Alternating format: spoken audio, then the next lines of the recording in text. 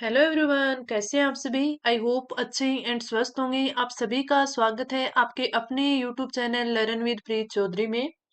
जैसा कि आप सभी को पता है, हमारे आरएस 2024 के पेपर पेपर फोर्थ की क्लासेज है हमारे यहाँ पे चल रही थी, जिसमें हम आज पार्ट ए और पार्ट ए के 3 क्वेश्चन रहेंगे, यानी आपके पर्यायवाची रहने वाले हैं, आपके विलोम शब्द रहने वाले हैं और वाक्यांश के लिए एक शब्द है रहने वाले हैं। वहीं आपके पार्ट बी की बात करें तो पार्ट बी में, जैसा कि मैंने आपको कल टेलीग्राम चैनल पर क्वेश्चन प्रोवाइड करवाए थे, कि आपकी एक तो अधिसूचना रहने वाली है, दूसरा आपका संक्षिप्तीकरण रहने वाला है, और तीसरा आपका क्या रहने वाला है, भाव विस्तार। तीसरा आपका रहने वाला है भाव विस्तार। तो इस प्रकार आज का आपका टेस्ट रहने वाला है। आई होप आपने अच्छे से इन तीनों क्वेश्चन की आंसर राइटिंग है वो की होगी। मैंने आपको बताया था कि आपको टेस्ट से पहले दिन है मैं आपको क्वेश्चन टेलीग्राम पर प्रोवाइड करवा दूंगी, उसकी आंसर राइटिंग आपको करनी है और फिर हमें अगले दिन उसका अच्छे से सॉल्यूशन करेंगे। तो चलिए अब हम बढ़ते हैं हमारी क्लास की ओर। तो हमारी क्लास स्टार्ट करते हैं, जिसमें सबसे पहले अगर हम बात करें तो हमारा क्वेश्चन है पार्ट ए का, आपके पर्यायवाची का। निम्नलिखित दिए गए शब्दों के दो दो पर्यायवाची है हमें लिखने हैं। सबसे पहला हमें दिया गया है अभियान। अभियान की बात करें, ये अभियान नहीं है, ये अभिमान है। अभिमान। अभिमान की बात करें तो इसके कौन कौन से पर्यायवाची हो सकते हैं। सबसे पहला तो हम सभी को पता होता है घमंड। सबसे पहला क्या हो जाएगा, घमंड। और दूसरे की बात करें दर्प। घमंड, दर्प, अहंकार। अहंकार। और इसका क्या हो जाएगा, दंभ। बोलते हैं ना, तो किस वजह से दम भर रहा है, तो दंभ। और इसका गरूर। और इसका गरूर। तो ये सारे अभिमान के क्या होते हैं, घमंड के क्या होते हैं, पर्यायवाची होते हैं। तो हमें सिर्फ दो लिखने हैं, लेकिन मैं आपको प्रैक्टिस करवा रही हूँ तो दो से अधिक भी, कहीं दो से अधिक भी आपको लिखवाऊंगी, ताकि आपके पास कंटेंट है वो फुल रहे। अगला आता है चंद्रिका। चंद्रिका की बात करें तो चंद्रिका की अगर पर्यायवाची देखें तो एक तो आप सभी को पता ही होता है ज्योत्सना। क्या होता है, ज्योत्सना। और इसमें आपको शब्द शुद्धि में ध्यान रखना है कि जब आप ज्योत्सना लिखते हो तो ज्योत्सना में आपके तय और सह दोनों आधे आते हैं। ठीक है, थोड़ा ध्यान से आप जब भी आप लिखे तो थोड़ा अच्छे से ध्यान रखें इस चीज का। ज्योत्सना हो गया, चांदनी हो गया, चांदनी, ज्योत्सना, चांदनी हो गया, कौमुदी हो गया, कौमुदी। इसमें भी आप ऊ की मात्रा का थोड़ा ध्यान रखना। और इसका क्या होता है, इसका चंदर मरीची भी होता है। इसका क्या होता है, चंदर मरीची। चंदर मरीची किसका, ज्योत्सना का, यानी चंद्रिका का पर्यायवाची होता है। तो आपके अभिमान में घमंड, दर्प, अहंकार, दंभ और गरूर। चंद्रिका की बात करें तो ज्योत्सना, चांदनी, कौमुदी और चंद्रमरीची। अगला आता है तोता। तोता की अगर बात करें तो इसमें हमें दो याद रहती है, एक तो सुआ, एक तो सुआ और एक सुक। सुआ और सुक, इसमें ये आएगा, ऊ की मात्रा ये वाली आएगी। ठीक है, तो सुआ और सुक, ये क्या है, आपके तोते के पर्यायवाची है, जो कि आपको अच्छे से याद होते हैं। इसके अलावा अगर हम बात करें, कई बार माइंड में है वो नहीं आ पाता, तो इसके अलावा अगर हम बात करें तो इसके अलावा इसको सुग्गा भी बोलते हैं। आधा गए और पूरा गए, सुग्गा। और इसके साथ साथ इसको कीर भी बोलते हैं। इसको क्या बोलते हैं, कीर। तो तोता के पर्यायवाची देखें तो सुआ, सुक, सुग्गा और कीर। आगे बढ़े, अगला हमें दिया गया है दीप्ति। दीप्ति की बात करें तो दीप्ति का अर्थ होता है चमक। दीप्ति का अर्थ क्या होता है, चमक। इसको चमक भी बोलते हैं, आभा भी बोलते हैं, और इसको एक चीज और क्या बोलते हैं, कांति भी बोलते हैं। इसको क्या बोलते हैं, कांति। तो ये आपके क्या है, दीप्ति के पर्यायवाची शब्द है। दीप्ति, चमक, आभा और कांति। आगे बढ़े, अगला हमें दिया गया निपुण। अगला हमें दिया गया है निपुण। अगर हम निपुण की बात करें तो निपुण का जो पर्यायवाची होता है, सबसे पहले हमें याद आता है दक्ष, कि ये तो सब कामों में दक्ष है, निपुण है। ठीक है, सबसे पहला आता है दक्ष। अगला अगर बात करें तो ये सब कामों में क्या है, कुशल है। ये सब कामों में प्रवीण है। ठीक है, और अगर हम देखें तो इसका आता है पटु। पटु, होशियार भी होता है, होशियार। कि ये तो सब कामों में होशियार है। तो आपके दक्ष के निपुण की अगर हम पर्यायवाची की बात करें तो निपुण का दक्ष, कुशल, प्रवीण, पटु और होशियार। आगे बढ़ते हैं पुंज। अगला आता है पुंज। पुंज की बात करें तो इसका अर्थ होता है समूह है। इसका अर्थ यानी आपका पर्यायवाची समूह हो गया, अंबार हो गया, समूह हो गया, अंबार हो गया, राशि। राशि भी इसका पर्यायवाची शब्द होता है। या फिर ढेर, वो समूह में बैठे हैं, वो ढेर में बैठे हैं, तो अपन कई बार बोल देते हैं ना, तो वही वाला। तो आपके पुंज का समूह है अंबार, राशि और ढेर। अगला आता है मत्सर। अगला क्या आता है? मत्सर। मत्सर का होता है जलन, जलन या फिर ईर्ष्या, ईर्ष्या। क्या हो गया? ईर्ष्या। और इसी को अपन जब बोलते हैं तो अपन बोलते हैं ना कि डा है, उससे तो ये डा है। तो जलन, ईर्ष्या और डा मत्सर का। अगला आता है षड्यंत्र। षड्यंत्र की बात करें तो षड्यंत्र का सबसे पहला जो हमें याद रहता है वो रहता है साजिश। षड्यंत्र का साजिश हो गया, कुचक्र हो गया, और इसका क्या हो सकता है? और इसका हो गया दुर्संधि, दुर्भी संधि। तो ये आपके षड्यंत्र के क्या हो गए? पर्यायवाची हो गए। तो मैंने आपको 8 वेरी इंपॉर्टेंट पर्यायवाची बताए और उनके सभी के 4 से 5, किसी किसी के मैंने 3 भी आपको पर्यायवाची बताए। तो ये आपको अच्छे से याद करना है। एक बार फिर आप इसको रिपीट कर सकते हैं ताकि आपका इसी क्लास में आपका यहीं पर याद हो जाए। अभिमान का घमंड, दर्प, अहंकार, दम और गरूर। चंद्रिका का ज्योत्सना, चांदनी, कौमुदी, चंद्रमरीचि। तोता का सुआ, सुक, सुगा, कीर। दीप्ति का चमक, आभा, कांति। निपुण का दक्ष, कुशल, प्रवीण, पटु, होशियार। अगले की अगर पुंज की बात करें तो पुंज में समूह है अंबार, राशि और ढेर। मत्सर की बात करें जलन, ईर्ष्या, डाह है। षड्यंत्र का साजिश, कुचक्कर और दुर्भिसंधि। अब अगला क्वेश्चन आता है हमारा विलोम शब्द का। अगला आता है विलोम शब्द का, जिसमें हमें है वो 7 से 8 ये करेंगे हम। विलोम शब्द दिए गए हैं, हमें इनकी विलोम बतानी है। सबसे पहला दिया गया है आमिष। आमिष की बात करें तो आमिष का होता है निरामिष। आमिष का होता है निरामिष, निरामिष, आमिष, निरामिष। अगला आता है उत्तरायण। अगला आता है उत्तरायण। उत्तरायण का होता है दक्षिणायन। उत्तरायण का होता है दक्षिणायन। एक सेकंड, दक्षिणायन। तो अपन कैसे लिखेंगे? दक्षिणायन। उत्तरायण का दक्षिणायन इस प्रकार। छिछला बोलते हैं कि नहीं, ये तो छिछला है और इसका विलोम होता है गहरा है। छिछला का गहरा, छिछला का गहरा। आमिष, निरामिष, उत्तरायण, दक्षिणायन, छिछला, गहरा। आगे बढ़े, अगला हमें विलोम दिया है दीर्घकाय। दीर्घकाय की बात करें तो दीर्घकाय का जो विलोम होता है वो होता है कृशकाय। वो क्या होता है? कृशकाय। आपके विलोम भी वेरी इंपॉर्टेंट है आज के। निषिद्ध। निषिद्ध की बात करें, इस निषिद्ध को अपन ऐसे भी लिखते हैं ना, जिसमें जो ध है ये द के पैरों में आ जाता है। निषिद्ध इस प्रकार लिखा जाता है ना, वो यही वाला है निषिद्ध। इसका क्या होता है? इसका होता है विहित। निषिद्ध का होता है विहित। अगला हमारा है प्रीति। प्रीति, प्रेम, तो इसका हो जाएगा द्वेष। इसका क्या हो जाएगा? द्वेष। अगला है सुसुप्ति। सुसुप्ति, तो इसका हो जाएगा जागरण। इसका क्या हो जाएगा? जागरण। सुसुप्ति का हो जाएगा जागरण। तो ये आपके विलोम शब्द थे। आमिष का निरामिष, फिर आपका उत्तरायण था दक्षिणायन, छिछला का गहरा, दीर्घकाय का कृशकाय, निषिद्ध का विहित, प्रीति का द्वेष और सुसुप्ति का जागरण। अब हम बढ़ते हैं हमारे अगले तीसरे क्वेश्चन पर, और तीसरा क्वेश्चन है हमारा वाक्यांश का, जिसमें आपको 15 वाक्यांश दिए गए हैं। यानी आपको वाक्यांश के लिए एक शब्द, आपको क्या दिए गए हैं? वाक्यांश के लिए एक शब्द दिए गए हैं। इसमें मैंने जो ये पीछे के पेपर में आए हुए आरएस के, वो भी मैंने इसमें मेंशन किए हैं। क्या पता आपके लिए हेल्पफुल हो, इसलिए क्योंकि इस प्रकार के जो आपके एग्जाम में आते हैं तो आपको पता चले कि हाँ ये इस एग्जाम में आए हुए हैं और एग्जाम में आने वाले क्वेश्चन है। सबसे पहले हमें दिया हुआ जिंदा रहने की इच्छा। जिंदा रहने की इच्छा है, इसको बोलते हैं जिजीविसा। इसको क्या बोलते हैं? जिजीविसा, जिजीविसा।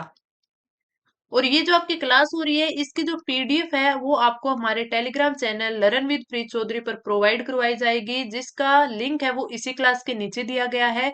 दूसरी बात कि यहाँ पर ओनली इसी क्लास की पीडीएफ नहीं होती है, आपके जो इंग्लिश का कंटेंट है वो पूरा का पूरा मैं वहां पे प्रोवाइड करवाती हूँ। अब तक मैंने काफी सारे करवा दिए, आपके एरर्स वाले क्वेश्चन करा रखे हैं, ईडियम फ्रेजेस वाले क्वेश्चन वहां पे मैंने आपको काफी सारे प्रोवाइड करवा रखे हैं, एलिब्रेशन वाले करवा रखे हैं, और आपके जो आपके पैराग्राफ राइटिंग वाले हैं वो भी मैंने वहां पे आपको करवाए हैं, कई सारे तो मैंने आपको वहां पे ऐसे भी प्रोवाइड करवा रखे हैं। तो आपके लिए जो वहां पे इंग्लिश का कंटेंट है वेरी वेरी हेल्पफुल है, तो आप एक बार उसे ज्वाइन करके वहां से वो कंटेंट भी जरूर पढ़े। अगला आता है आपका सब कुछ पाने वाला। ये आपके एसआई के एग्जाम में आया हुआ है, सब कुछ पाने वाला यानी सर्वलब्ध। इसका क्या हो जाएगा? सर्वलब्ध। सर्वलब्ध। मन का असीम दुख। मन का जो असीम दुख होता है वो होता है मनस्ताप। मनस्ताप। मनस्ताप, मन का असीम दुख। अर्धरात्रि का जो समय होता है उसे बोलते हैं निशिथ। उसे क्या बोलते हैं? निशिथ। निशिथ। अर्धरात्रि का समय निशिथ। अगले पे चले, अगला हमें दिया गया है जिसका कोई अर्थ न हो। जिसका कोई अर्थ ना हो, ये यूपीपीएससी पीसीएस का है, जिसका अर्थ होता है निरर्थक। जिसका अर्थ होता है निरर्थक। अगला भी जिस पर चिन्ह लगाया गया हो, ये भी आपके यूपी पीसीएस का एग्जाम का जो इसमें आया हुआ क्वेश्चन है। जिस पर चिन्ह लगाया गया हो, तो इसका आपको क्या हो गया? जिन पर चिन्ह लगाया होगा यानी चिन्हित किया हुआ, तो इसका क्या हो जाएगा? चिन्हित। यहाँ पे न है, इसके पैरों में आएगा चिन्हित। ये आपका राइट होगा। जो बात पूर्व काल से लोगों में कह सुनकर प्रचलित हो, यानी जो बात पूर्व काल में लोगों में कही गई हो, सुनी गई हो, प्रचलित हो, वो क्या होती है? उसे बोलते हैं किंवदंती। उसे क्या बोलते हैं? किंवदंती। यानी वो उस बात के प्रमाण नहीं है लेकिन हमने उस बात को सुना है कहीं ना कहीं। इसी को जनश्रुति भी बोल देते हैं। इसी को क्या बोलते हैं? जनश्रुति भी बोल देते हैं। तो किंवदंती बोल दे या जनश्रुति बोल दे। अगले आगे बढ़ते हैं, तो आगे है हमारा जो अच्छे कुल में उत्पन्न हुआ हो। जो अच्छे कुल में उत्पन्न हुआ हो वो, या फिर उच्च कुल में जन्म लेने वाला यानी कुलीन। ये क्या हो जाएगा? कुलीन। अगला है अपने लिए किए हुए उपकार को याद रखने वाला। अपने लिए किए हुए उपकार को याद रखने वाला ये होता है कृतज्ञ। कृतज्ञ। ये क्या होता है? कृतज्ञ। आगे बढ़े, अगला हमारे लिए दिया हुआ है जिसने अपना ऋण पूरा चुका दिया हो। जिसने अपना ऋण पूरा चुका दिया गया हो, वो क्या होता है? उसे बोलते हैं उऋण। उसे बोलते हैं उऋण। अगला, वह जिस पर हमला किया गया हो। हमला किया गया हो तो वह होता है आक्रांत। जिस पर हमला किया गया हो वो होता है आक्रांत। जो शोक करने योग्य नहीं हो तो वो होता है अशोक्य। वो क्या होता है? अशोक्य।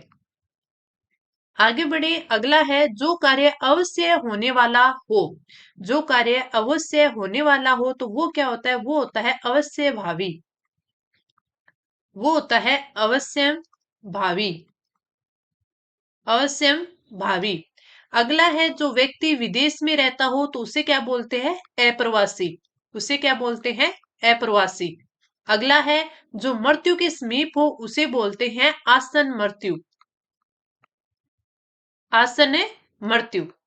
आसन मृत्यु, जो मृत्यु के समीप हो, आसन मृत्यु। तो एक बार फिर हम एक बार इसको रिवाइज कर लेते हैं ताकि हमें ये सारे के सारे 15 के 15 यही याद हो जाए। तो इसमें सबसे पहला है जिंदा रहने की इच्छा, जिजीविषा। सब कुछ पाने वाला, सर्वलब्ध।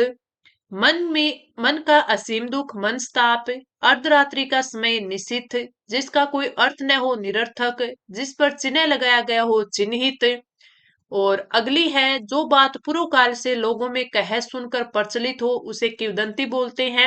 जिस प्रकार मान लीजिए अपने नक्की झील है राजस्थान में, उसके बारे में किंवदंती है कि वो झील है वो देवताओं के द्वारा ना अपने नाखूनों से बनाई गई है, तो वो एक किंवदंती है। यानी उसके कोई प्रमाण नहीं है अपने पास है, वो सिर्फ कही बातें अपन ने सुन रखी है वो ही है। इसी को क्या बोलती है? जनश्रुति।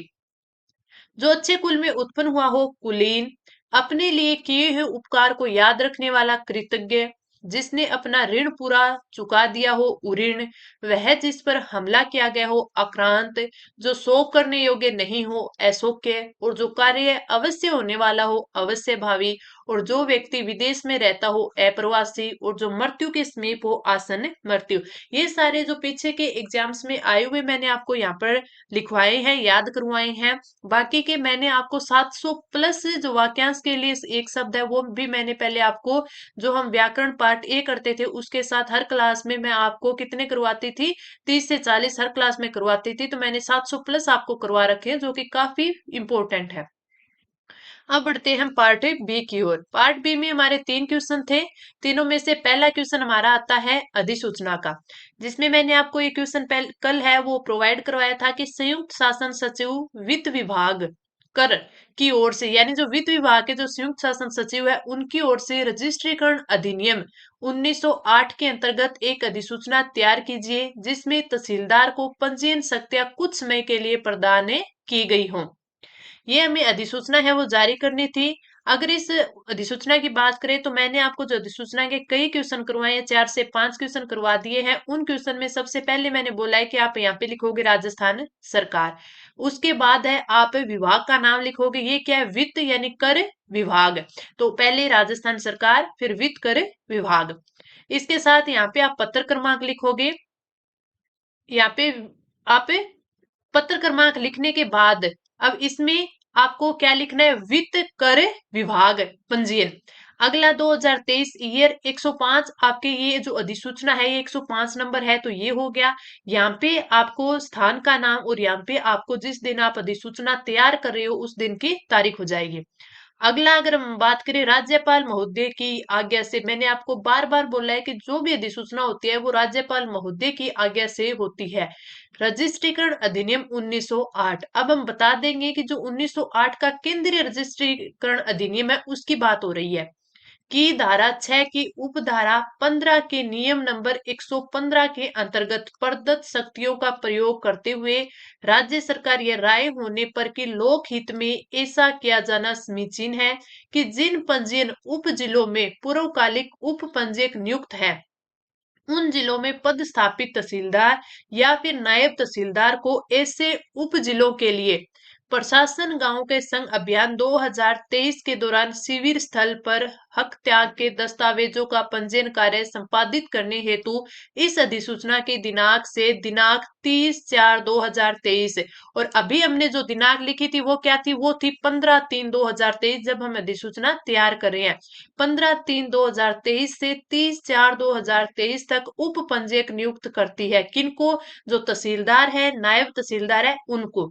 एक चीज आपने यहाँ देखी कि यहाँ पे जो ये उप पंजीयक नियुक्त कर रही है वो किसके लिए, प्रशासन गांव के संग अभियान के लिए। ये मैंने आपको ये अभियान का नाम आपने 2021 वाले में काफी बार सुना है, इसलिए मैंने ये आपको यहाँ पे मेंशन किया है। बाकी जरूरी नहीं है कि इसी अभियान के लिए बोला जाए, आप किसी और अभियान योजना का नाम यहाँ पे लिख सकते हो जिसके लिए आप परिचित है।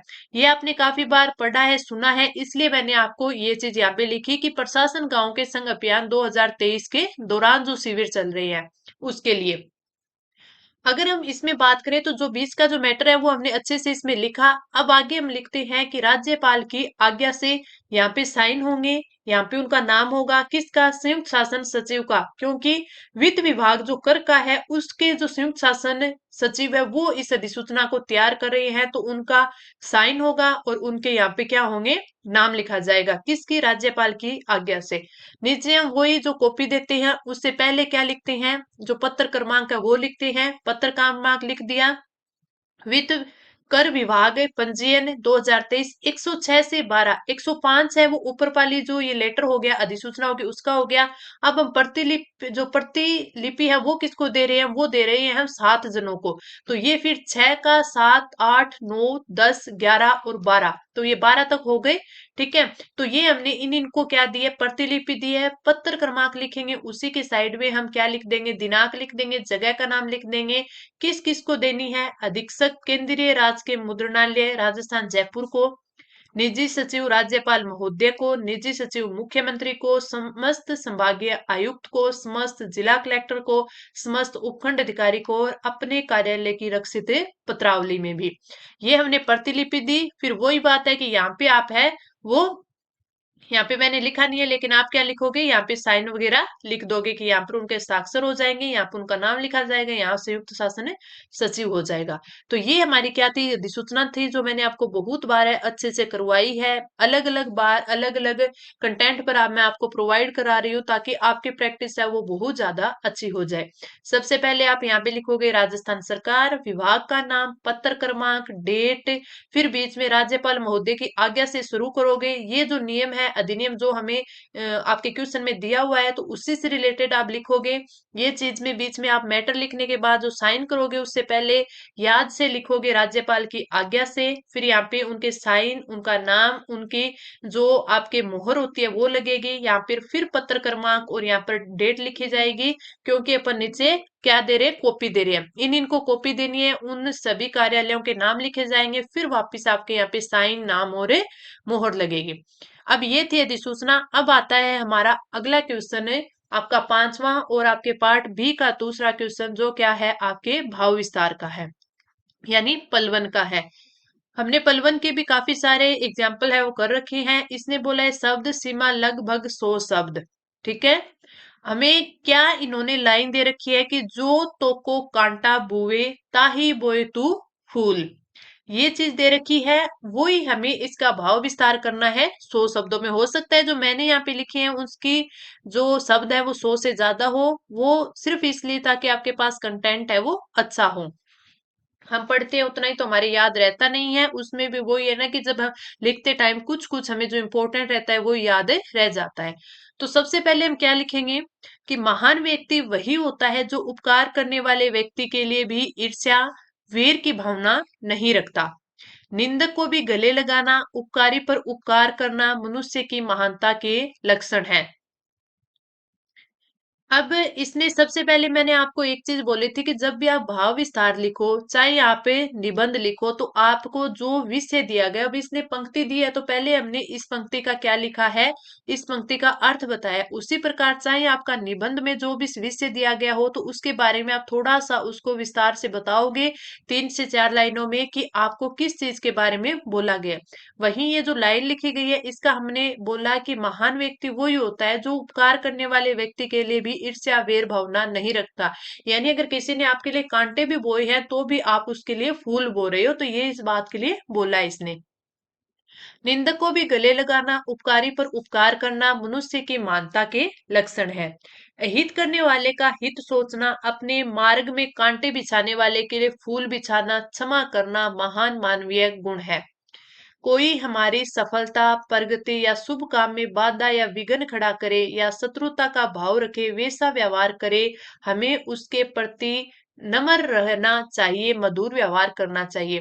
वही चीज मैंने आपको बोला कि पहले आप 2 लाइनों में है उसका अर्थ लिखोगे एज इट इज कि उसने क्या बोला है, वो अपने लिख लिया। उसके बारे फिर उसके बारे में हमने ये जो चीज बताई उसके बारे में हमने बताया कि ये महान व्यक्ति का क्या होता है, गुण होती है, ठीक है, विशेषता होती है। तो अब हम उस महान व्यक्ति के बारे में लिखेंगे कि महान व्यक्ति कौन हो सकता है। वो ही होएगा जो कि जिसका कोई हित चाहता है फिर भी वह है वो उसका हित चाहेगा। कोई उसके लिए कांटे बिछा रहा है तो भी वो क्या है, फूल बिछाएगा। वो फिर भी क्षमा करने का अपने अंदर है वो मानवीय गुण रखता है। कोई उसकी सफलता, प्रगति में बाधा उत्पन्न करता है, जलता है उससे, लेकिन फिर भी वो वेर की भावना नहीं रखता, उसके प्रति है वो अच्छा व्यवहार रखता है, मधुर व्यवहार रखता है। तो ये चीज हमने इसके बारे में बताई। फिर अगला जो पैराग्राफ है उसमें हम उसके बारे में और लिखेंगे। और क्या लिखेंगे कि हमारी नम्रता, सद्भाव और मधुरता हमारे जीवन में सुगंध भरेंगे। यह व्यवहार हमारे पुण्य को बढ़ाएगा, प्रचुर अर्थ प्रदान करेगा। कुछ व्यक्ति हमेशा ईंट का जवाब पत्थर से देते हैं, ऐसे व्यक्ति बैठे बिठाई आफत मोले लेते हैं और एक दूसरे के प्रति दूरियों का निर्माण करते हैं। यदि कहीं आग लगती है तो उसे बुझाने का प्रयास करना चाहिए, ना कि आग को फूंक देकर और ज्यादा भड़काया जाए। अब हमने उस चीज के बारे में बताई कि जो हमने ऊपर की 4 लाइनों में विशेषता बताई है एक अच्छे व्यक्ति की, तो उस व्यक्ति को किस प्रकार रहना होगा वो चीज हम यहाँ पे बता रहे हैं कि उसे ईंट का जवाब पत्थर से नहीं देना है, उसे भी मधुर व्यवहार करना है। अगर हम ईंट का जवाब पत्थर से देते हैं तो उसके क्या क्या दुष्प्रभाव हो सकते हैं वो इसमें बोला गया है। जो व्यक्ति दूसरों की राह में कांटे बोते हैं उनका खुद का विवेक नष्ट हो जाता है। ईर्ष्या और द्वेष की अग्नि से खुद ही जलते हैं और दूसरों को भी जलाते हैं। प्रेम करना तो सबसे अच्छा है, परंतु वेर करना किसी के साथ भी अच्छा नहीं है, क्योंकि किसी के साथ वेर करने से मनुष्य की हमेशा हानि होती है, लाभ किसी का नहीं होता और लाभ शून्य होता है। कटुता रखने से कटुता कभी खत्म नहीं होती, वेर भाव रखने से वेर कभी नहीं, वेर कम नहीं होता, वह बढ़ता ही रहता है। यदि कोई आप पर क्रोध करता है तो आप उसके ऊपर शांति का जल डालिए। यदि कोई अहंकार से भरा हुआ है आपके सामने आता है तो आप नम्र भाव से उसे देखिए, उसके साथ सरलता का व्यवहार कीजिए। ऐसा करने से क्रोधी व्यक्ति का क्रोध और अभिमानी व्यक्ति का अभिमान दूर हो जाएगा।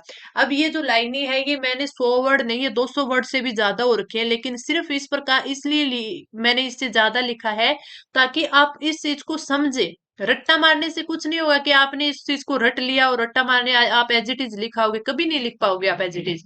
आप उस चीज को समझोगे फिर ही आप लिखोगे। अब मैंने आपको 200 वर्ड में इसको समझाया है, तो आप अगर ऐसा कुछ आता है ना तो इसके 100 वर्ड वहां पे लिख के आओगे। ठीक है, और जरूरी नहीं है इसी के अंदर इससे मिलता जुलता कोई और आपको भाव पंक्ति दे दे तो उसका आप इस चीज को उसमें भी लिख सकते हो। इसीलिए कि आपके पास कंटेंट है वो फुल मात्रा में होना चाहिए। चाहिए आप उसको समझने के बाद अपन वही बात है कि अपन जो भी आंसर पढ़ते हैं याद करते हैं तो एज इट इज उसको नहीं लिख पाते, हम उसका 70 से 75% ही लिख पाते हैं। तो वही बात है। आगे अगर हम देखते हैं, जो हमारे लिए बुरा करता है उसका भला करें, उसके मार्ग में कांटे दूर करके वहां फूल बिछा दे। भला करने वाला फूल बिछाने वाला सदैव अच्छा ही जीवन पाता है। कांटे बिछाने वाले स्वयं ही उसमें उलझकर घायल हो जाते हैं। अतः हमें अपना व्यवहार सदैव विनम्र रखना चाहिए। दूसरों के लिए हमें सदैव मन में अच्छा ही भाव रखना चाहिए। यानी अगर हमारे लिए कोई कांटे बोता है तो हमें उनके लिए फूल ही बोने चाहिए, अच्छा रहना चाहिए, कम से कम अच्छा सोचना तो ही चाहिए। तो ये था आपका भाव विस्तार जो कि मैंने आपको 200 से भी ज्यादा शब्दों में लिखा है, इसने सिर्फ 100 शब्दों में आपको बोला था, लेकिन आपके पास कंटेंट ज्यादा हो इसलिए मैंने आपको सारी चीजें बताई। आप जब भी भाव विस्तार लिखोगे एक चीज हमेशा ध्यान रखोगे, सबसे पहले जो आपको पंक्ति दी गई है उसको आप उसका अर्थ बताओगे कि इसका अर्थ क्या होता है, फिर उसकी विशेषता बताओगे। ठीक है, कि इसका ये जो अर्थ हुआ था ये क्यों हुआ था, फिर उसके बारे में आप ये लिखोगे कि हाँ ऐसा बनने के लिए हमें ये करना चाहिए, हमें ये चीज नहीं करनी चाहिए।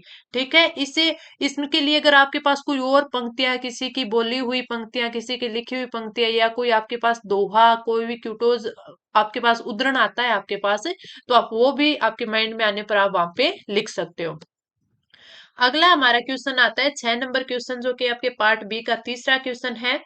निम्नलिखित अवतरण का उपयुक्त शीर्षक देते हुए लगभग 1/3 शब्दों में संक्षिप्तीकरण या संक्षेपण कीजिए। हमें जो इन्होंने शब्द दिए 10 अंक का है उसका 1/3 हमें लिखना है। मैंने आपको पहले भी बोला था जब मैंने आपको ये संक्षिप्तीकरण करवाया था कि आपको ये नहीं सोचना कि इसने इतना बड़ा दे रखा है तो हम इसके गिन गिन कर, नहीं, आप शुरू वाले 2 से 3 लाइनें हैं उनके गिन लीजिए, और वो भी है ना वहां पे एग्जाम में जाके नहीं गिनना, जब आप प्रैक्टिस कर रहे हो ना तभी होता है ये। जैसे हमने मान के चलिए कि एक लाइन में है हमने कितने वर्ड लिख रखे हैं, 10 वर्ड लिख रखे हैं, उसने आगे वाले ने दिए तो 30 हो गए।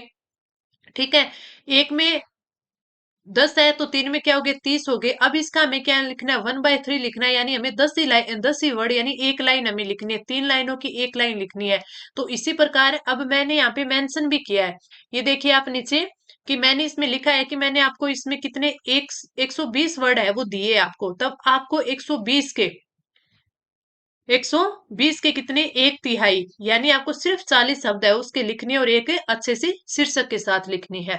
तो सबसे पहले हम इस चीज को पढ़ेंगे, एक बार पढ़ने के बाद दूसरी बार हम पढ़ेंगे तो इसमें अंडरलाइन करेंगे और फिर इसके 2 से 3 है वो अच्छे से टाइटल बनाएंगे, क्योंकि हमें हर एक जो स्टूडेंट होता है उसका जरूरी नहीं होता कि सेम सेम जो एग्जामिनर ने टाइटल दिया है वो ही इसका सेम हो, लेकिन उससे मिलता जुलता होना चाहिए, उसका अर्थ एक ही निकलना चाहिए। जो हम 2 से 3 टाइटल बनाते हैं उसका फिर हम एक टाइटल उसमें अच्छा से बना देते हैं। और जो भी हम शीर्षक लिखते हैं, टाइटल लिखते हैं, वो कभी भी 3 से 4 शब्दों से ज्यादा नहीं होना चाहिए। 3 से 4 शब्दों का मैक्सिमम माने तो आप 5 से 6 कर सकते हो, लेकिन आप कोशिश करो कि 3 से 4 शब्दों में आप उसे समेट सको। लोकगीतों की मूल बोली अथवा भाषा का पता लगाना कठिन ही नहीं, असंभव सा है, क्योंकि लोकगीत उत्पन्न होकर भाषा के प्रभाव में तैरते चलते हैं। मनुष्य के कंठ ही उनके घाट हैं। उपयुक्त कंठ पाकर कोई कहीं बसेरा ले लेता है। लोकगीतों पर उनके आसपास का ऐसा प्रभाव पड़ जाता है कि उनका मूल रूप कायम नहीं रहता। अब मेरे बार बार में आ रहा है लोकगीत, तो हमारे जो शीर्षक होगा, टाइटल होगा, उसमें एक तो वर्ड आ गया हमारा लोकगीत, ठीक है। पर उनके आसपास का ऐसा प्रभाव पड़ जाता है कि उनका मूल रूप कायम नहीं रहता। इससे वहां जहां वे गाए जाने लगते हैं वहां के बहुत से शब्द जीव पर्यायवाची होते हैं उनमें बैठ जाते हैं और उनके मूल शब्दों को स्थानच्युत कर देते हैं। इसमें कौन सा गीत पहले पहले कहाँ बना इसका पता नहीं लगाया जा सकता। केवल इस बात का पता लग सकता है कि कौन सा गीत कहाँ गाया जाता है। यानी हमें जो बोल रहा है वो लोक गीत के बारे में बोल रहा है।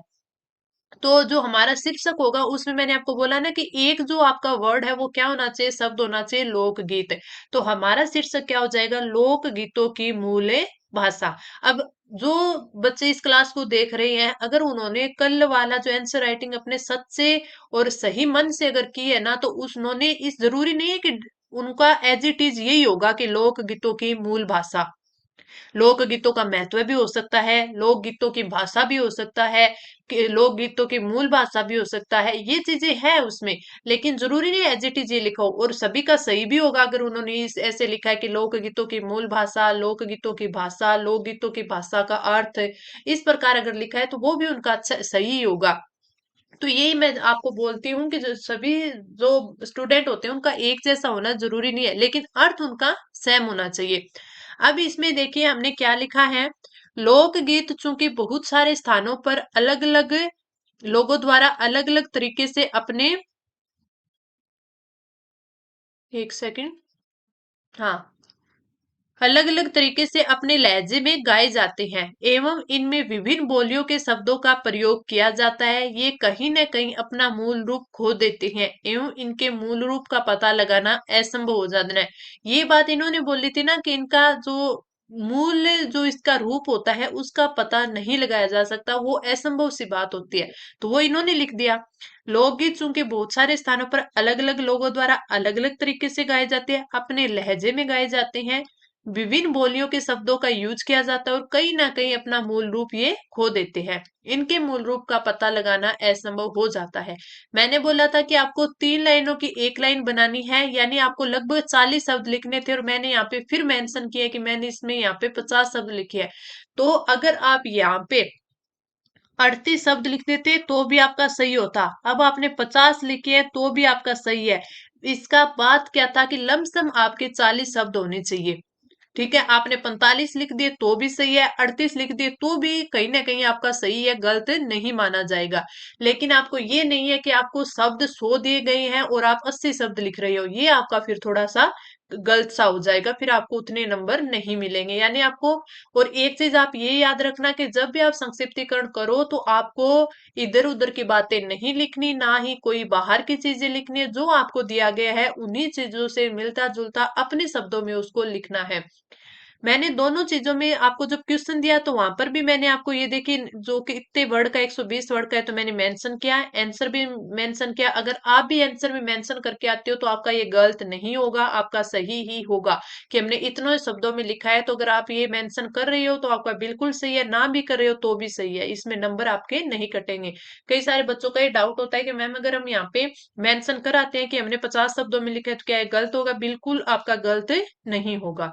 तो ये आपकी आज की क्लास थी जिसमें मैंने आपको 3 तो आपके व्याकरण के यानी पार्ट ए के क्वेश्चन थे जो कि काफी अच्छे थे, काफी अच्छे से प्रैक्टिस की हमने, और 3 ही आपके थे पार्ट बी के क्वेश्चन। अब आपके कल के वाले टेस्ट, जो आगे वाला टेस्ट होगा, उसके कल मैं आपको टेलीग्राम पर क्वेश्चंस है वो प्रोवाइड करवा दूंगी, जिनकी आपको आंसर राइटिंग करनी है, और अगली क्लास में हम फिर उनका सॉल्यूशन देखेंगे। तो आप कमेंट करके बताना कि आपको क्लास कैसी लगी। अच्छी लगी तो लाइक करना, लेकिन अपने दोस्तों के साथ शेयर करना मत भूलना। चलिए मिलते हैं अगली क्लास में। धन्यवाद।